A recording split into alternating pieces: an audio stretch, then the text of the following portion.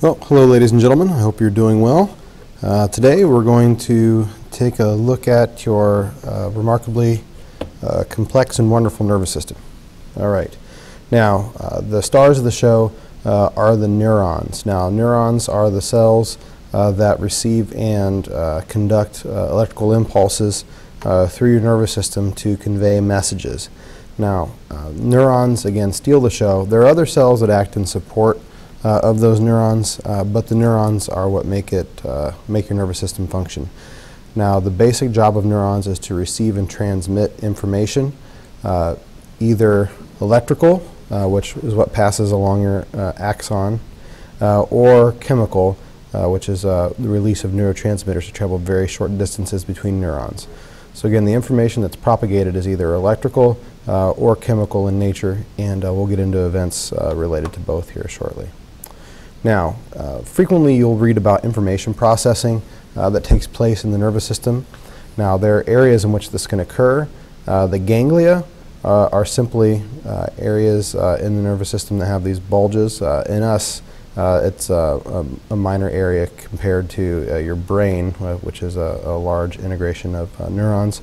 But this may serve as the primary means of integration in simpler organisms like invertebrates.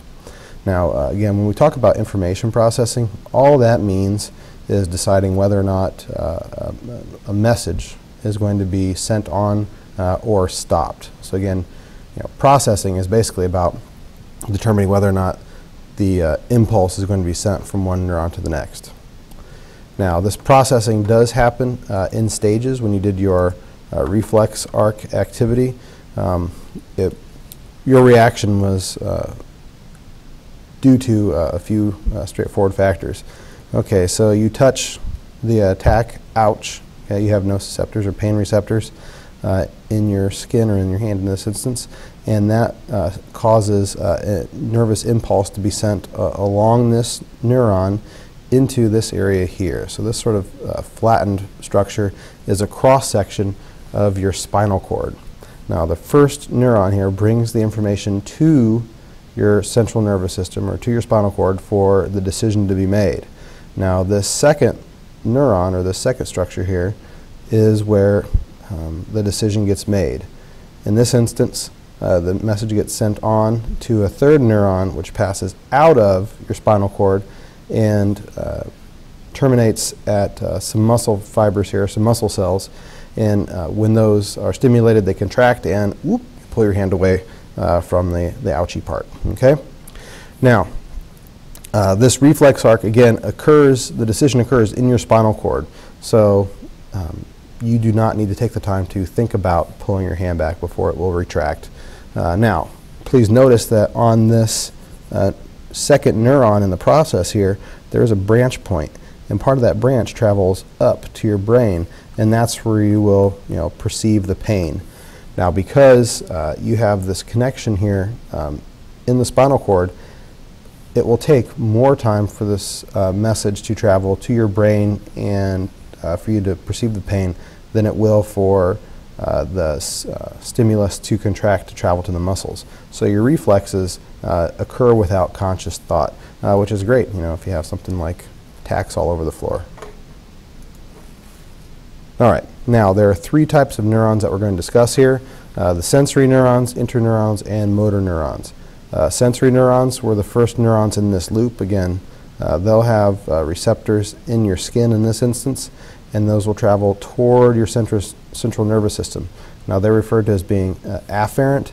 I think of them as being afferent because they travel toward your CNS, or travel at the CNS. Interneurons, inter means between. So interneurons are found sort of in the middle, in your central nervous system. And again, this is where the integration or decision making happens. Again, this is where either the impulse gets sent on or the impulse stops. Motor neurons, in this case, take the message from the central nervous system and cause some sort of reaction. With motor neurons, you're going to get muscle contraction. When stimulated, the muscles will contract.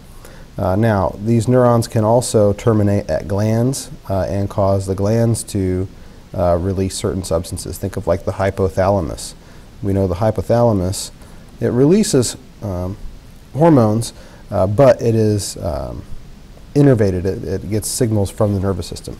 Now these motor neurons are referred to as efferent, or I pronounce it here. I think of it as exiting. So efferent, they'll exit the central nervous system, and afferent, neurons will move at the nervous system. And of course the interneurons do the processing. All right, now your nervous system overall is broken into two primary categories. You have your central nervous system, which is basically the integration center, where the decisions get made. That includes your brain and your spinal cord. The peripheral nervous system includes the afferent and efferent neurons that bring messages to and from various parts of the body.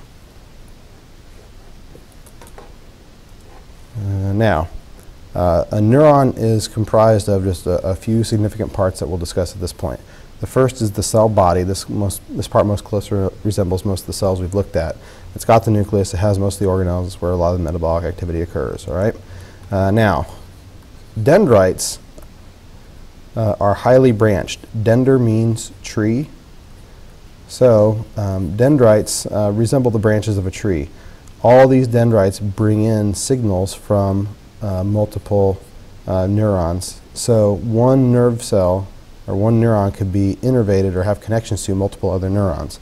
And what's fascinating is that thought and perception is created by the pattern of firing of these various neurons. So if you think of your brain, you've got hundreds of millions, billions of neurons within your central nervous system, and it's the particular order in which certain neurons or sets of neurons fire that create different thoughts and perceptions and emotions. Now, the axon is like the tail of the neuron. The axon is this long, single, slender structure that passes out from the body. This conducts the message to the next neuron. Now, here you have a little terminal portion of the axon that will be the connection to the next neuron. But you basically have the dendrites, the body, and the axon. Now, an important area to note here is the axon hillock. This is where action potentials, or the nervous impulse, is created that gets sent on to the next cell. All right. Now, it's important to note that the flow of information or the flow of impulses through neurons travel in a single direction. A synapse, syn meaning together, a synapse is the connection between two neurons. Now, prior to the synapse, that cell is commonly referred to as a presynaptic neuron, and then, of course, after the synapse, you'd have the postsynaptic neuron. And it's important to, again, understand that information travels in a single direction, somewhat like the energy, or the flow of energy. Messages or impulses get sent from dendrites to the body, down the axon to the terminals, and then on to the next neuron. And we'll talk about why in a later activity. All right, now the connection between neurons again takes place at the synapse. So we have the impulse travel down the long axon here, and then you have this synaptic terminal here at the end, this widening at the end. The synaptic terminal contains within it little vesicles containing neurotransmitters. Now, neurotransmitters are chemicals that will be released from the presynaptic neuron and then dock on receptors on the postsynaptic neuron.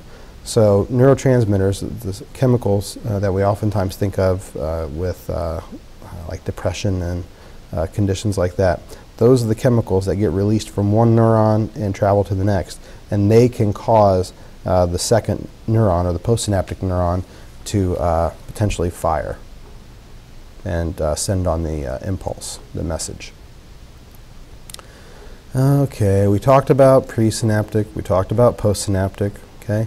Presynaptic cells will be neurons. Now, interesting to note, postsynaptic cells oftentimes will be neurons, but not exclusively. Muscle cells certainly have nervous tissue or nerve cells attached to them, So muscle cells will be a postsynaptic destination, and gland cells, again referencing the hypothalamus, among other structures, can be attached to your nervous system. Now, glial cells, or glia, play the supporting role in this process. These cells can help feed neurons, they can protect neurons, they can help with connecting one neuron to the next. So they can play all sorts of roles within the central nervous system, but they don't necessarily conduct nervous impulses. So I always think of it as like the Tour de France. You know, the cyclists and the neurons are synonymous in that instance. The neurons sort of get the attention, but there are all sorts of support people that support the cyclists during the Tour de France, or the people that zip around in the little scooters and, you know, give them water, give them food, track what's going on up ahead or behind them. And glial cells serve that similar purpose. All right. Moving on, we're going to look at ideas related to membrane potential. We'll do that in a subsequent segment.